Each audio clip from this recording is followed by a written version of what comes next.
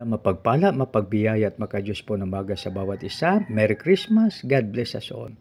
Welcome po kayo sa ating gawain. Dito na po tayo sa mga awit 29:10. So aking babasahin mga kaibigan dito sa 29:10. Si Yahweh naghahari sa mga kalaliman. Naupo sa trono bilang hari kailanman. Purihin nawa ang Diyos sa pagbasa ng kanyang salita. Tayo manalangin. Panginoon, maraming pong salamat sa iyong kagandahang loob sa bawat isa sa amin. Lord, maraming salamat. Sa pangalan ni Jesus na aming Panginoon tagapagligtas, lahat po ay magsabi ng Amen. Si Yahweh maghari sa mga kalaliman, naupo sa trono bilang hari kailanman. Dito mga kaibigan, kahit saan tayo, pwede po tayong makita at pwede po tayong tulungan ng ating Panginoon. Kasi sa Kanya ay walang malayo, walang malapit. Dahil nakikita niya tayo. No? God is watching us from a distance.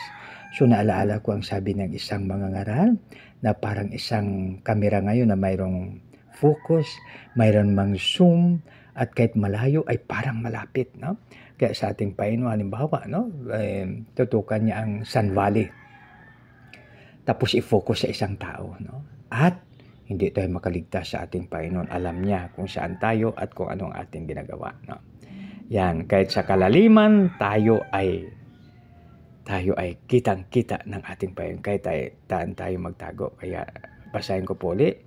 Si Yahweh naghari sa mga kalaliman. Naupo sa trono bilang hari kailanman. No?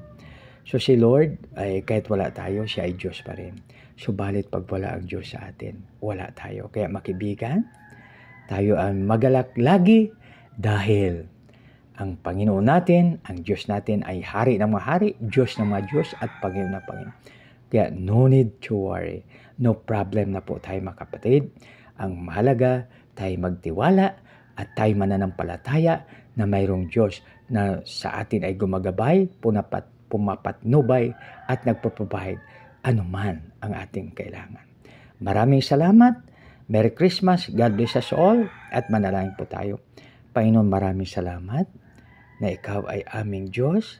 Salamat, O Lord, na ikaw ay nagpo-provide ng aming kailangan.